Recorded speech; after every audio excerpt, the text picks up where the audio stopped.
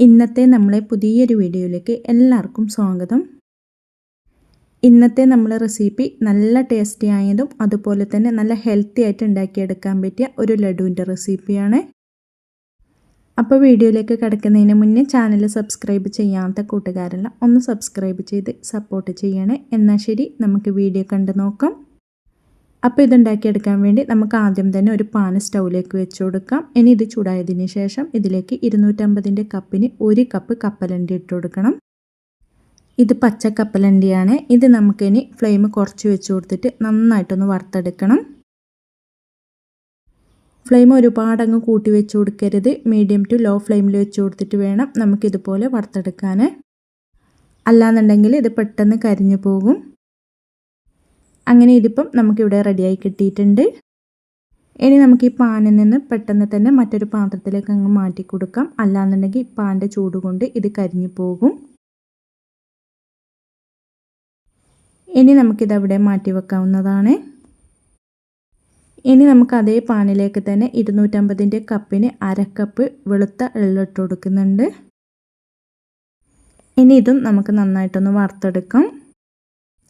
Flame medium to law ഫ്ലെയിമിൽ വെച്ച് കൊടുത്തിട്ട് ഇതുപോലെ തുടർച്ചയായിട്ട് ഇളക്കി കൊടുത്തിട്ട് വേണം നമുക്കിത് വറുത്തെടുക്കാൻ വേണ്ടിയേ. അങ്ങനെ ഇപ്പം ഇതും ഞാനിവിടെ വറുത്തെടുത്തിട്ടുണ്ട്. ഈ ഒരു കളറെല്ലാം ആകുമ്പോൾ നമുക്കിത് ഇനി മറ്റൊരു പാത്രത്തിലേക്ക് അങ്ങ് മാറ്റി കൊടുക്കാം. ഇനി നമ്മൾ നേരത്തെ വറുത്ത് മാറ്റി വെച്ച ആ കപ്പലണ്ടി ഇതുപോലെ തൊലി കളഞ്ഞെടുത്തതിന് ശേഷം നമുക്കൊരു ബൗളിലേക്ക് അങ്ങ് ഇട്ട് കൊടുക്കാം. ഇനി ഇതിലേക്ക് നമ്മൾ വറുത്തെടുത്ത ആ വെളുത്ത എള്ളും കൂടെ ഇതുപോലെ അങ്ങ് ഇട്ട് കൊടുക്കാം. ഇനി ഇത് നമുക്കൊന്ന് ക്രഷ് ചെയ്തെടുക്കണം. ഇത് ക്രഷ് ചെയ്തെടുക്കാൻ വേണ്ടി ഞാനിവിടെ മിക്സിയുടെ ചെറിയ ജാറിലേക്ക് അങ്ങ് ഇട്ട് കൊടുക്കുന്നുണ്ട്. ആദ്യം ഇതിൻ്റെ പകുതി നമുക്ക് ജാറിലേക്ക് അങ്ങ് ഇട്ട് കൊടുക്കണം. ഇനി ഇത് നമുക്കൊന്ന് ക്രഷ് ചെയ്തെടുക്കാം.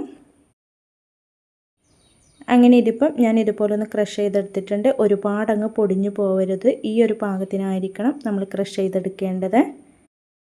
ബാക്കിയുള്ളതും ഇതുപോലെ തന്നെ അങ്ങ് ക്രഷ് ചെയ്തെടുത്തിട്ടുണ്ട്.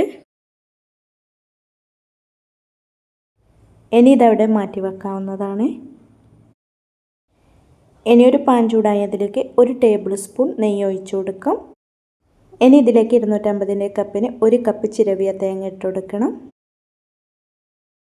ഇനി നമുക്ക് ഫ്ലെയിം മീഡിയം ടു ലോ ഫ്ലെയിമിൽ തന്നെ വെച്ച് കൊടുത്തിട്ട് ഇത് നന്നായിട്ടൊന്ന് റോസ്റ്റ് ചെയ്തെടുക്കണം. ഈ തേങ്ങയുടെ വെള്ളത്തിൻ്റെ നനവെല്ലാം നമുക്കൊന്ന് മാറിക്കിട്ടണം. അതുവരെ നമുക്ക് ഇതുപോലെ ഒന്ന് റോസ്റ്റ് ചെയ്തെടുക്കാവുന്നതാണ്.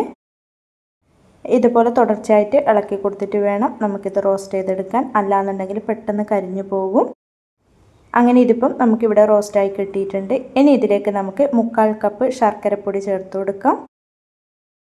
നിങ്ങളുടെ കയ്യിൽ ശർക്കരപ്പൊടി ഇല്ലയെന്നുണ്ടെങ്കിൽ ഇതിനു പകരം നിങ്ങൾ ശർക്കര എടുത്തിട്ട് കുറച്ച് വെള്ളത്തിലൊന്ന് ഉരുക്കിയതിന് ശേഷം അരിച്ചിട്ട് വേണം ഇതിലേക്ക് ചേർത്ത് കൊടുക്കാൻ.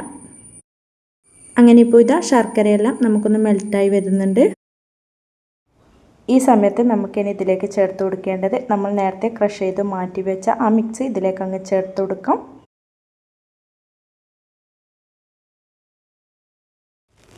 ഇനി ഇതിലേക്ക് നമുക്ക് 1/2 ടീസ്പൂൺ ഏലക്കാപ്പൊടി ചേർത്ത് കൊടുക്കാം. ഒരു നുള്ള് ഉപ്പും കൂടെ ഇട്ട് കൊടുത്തിട്ട് നന്നായിട്ടൊന്ന് ഇളക്കി യോജിപ്പിച്ച് കൊടുക്കാവുന്നതാണ്. ഫ്ലെയിം ഈ സമയത്തെല്ലാം മീഡിയം ടു ലോ ഫ്ലെയിമിൽ തന്നെയാണ് വെച്ച് കൊടുത്തിട്ടുള്ളത്. ഇതുപോലെ നന്നായിട്ട് ഇളക്കി യോജിപ്പിച്ച് കൊടുത്തതിന് ശേഷം നമുക്കിനി ഫ്ലെയിം അങ്ങ് ഓഫാക്കി കൊടുക്കാം. ഇനി നമുക്കിതിൻ്റെ വലിയ ചൂടങ്ങ് മാറിയതിന് ശേഷം കൈ വെച്ചിട്ട് ഉരുട്ടിയെടുക്കാൻ പറ്റുന്ന ഒരു ചൂടാകുന്ന സമയത്ത് കയ്യിൽ കുറച്ചൊന്ന് നെയ്യാക്കി കൊടുത്തതിന് ശേഷം നമുക്കിനി ഇതിൽ നിന്നും കുറേശ്ശെ എടുത്തിട്ട് നല്ല പോലെ ഒന്ന് പ്രസ് ചെയ്ത് കൊടുത്തിട്ട് ഇതുപോലെ ഒന്ന് ഉരുട്ടിയെടുക്കാവുന്നതാണ്.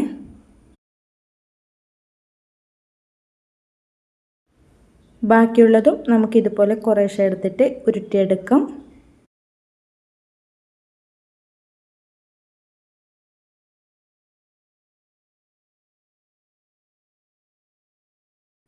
അങ്ങനെ ഇതാ നല്ല ടേസ്റ്റി ആയതും അതുപോലെ തന്നെ നല്ല ഹെൽത്തി ആയിട്ട് ഉണ്ടാക്കിയെടുക്കാൻ പറ്റിയ ലഡു ഇവിടെ റെഡിയായി കിട്ടിയിട്ടുണ്ട്. ഇത് നമുക്ക് കുട്ടികൾക്കൊക്കെ ഉണ്ടാക്കി കൊടുക്കാൻ പറ്റിയ നല്ല ഹെൽത്തി ആയിട്ടുള്ള ഒരു ലഡുവും കൂടിയാണ്. അപ്പോൾ എല്ലാവരും ഇതുപോലെ ഒന്ന് ട്രൈ ചെയ്ത് നോക്കാനും വീഡിയോ ഇഷ്ടപ്പെടുവാണെങ്കിൽ ലൈക്ക് ചെയ്യാനും കമൻറ്റ് ചെയ്യാനും സബ്സ്ക്രൈബ് ചെയ്ത് സപ്പോർട്ട് ചെയ്യാനും മറക്കല്ലേ. ഇൻഷാ അല്ലാഹ് അടുത്തൊരു പുതിയ വീഡിയോ ആയിട്ട് നമുക്ക് വീണ്ടും കാണാം. Thank you for watching.